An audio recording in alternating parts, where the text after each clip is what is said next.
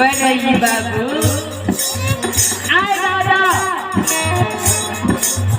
उदय साहू के प्रति क्रोधित किए कहिए कि आए उदय साहू के नाम से पटना राज दरबार में पिंजरा बनावे बारी कहिए कि हम धर्म के भक्ता छो धर्म के पजियार छो जय हो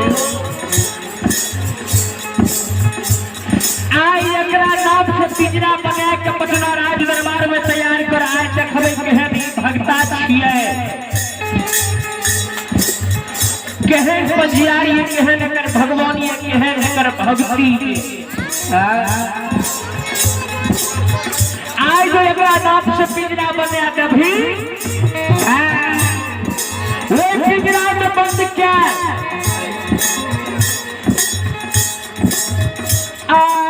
उदय साहू के पटना में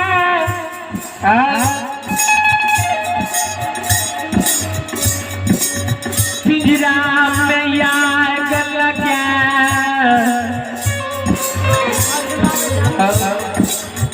अग्नि परीक्षा सहुआ के लिए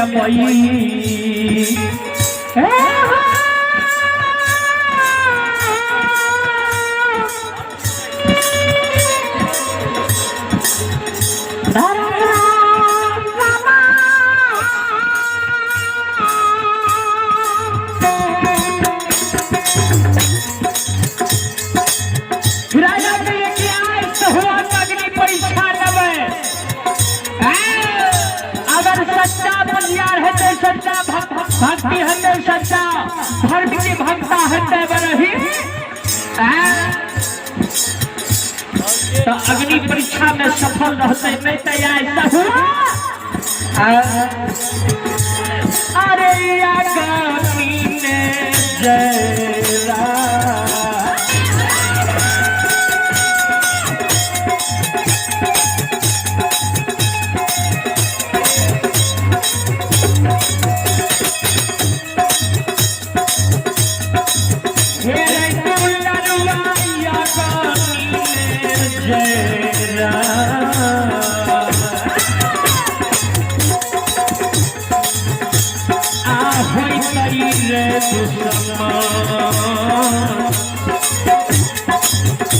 आगे होई कई जय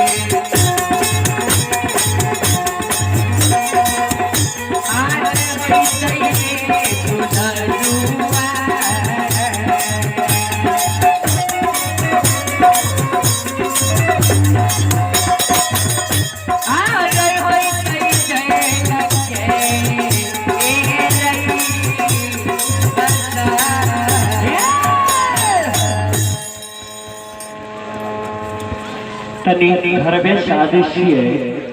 कि लाइन में वोल्टेज नहीं पूरी है तो जनरेटर चल जाता है।